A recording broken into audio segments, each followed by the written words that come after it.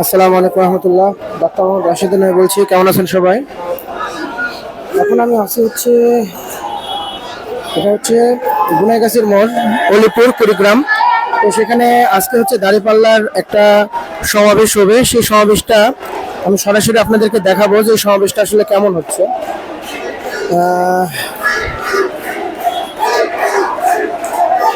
দাঁড়িপাল্লার craze কতটা বেশি সেটা আমরা দেখাবো এখানে।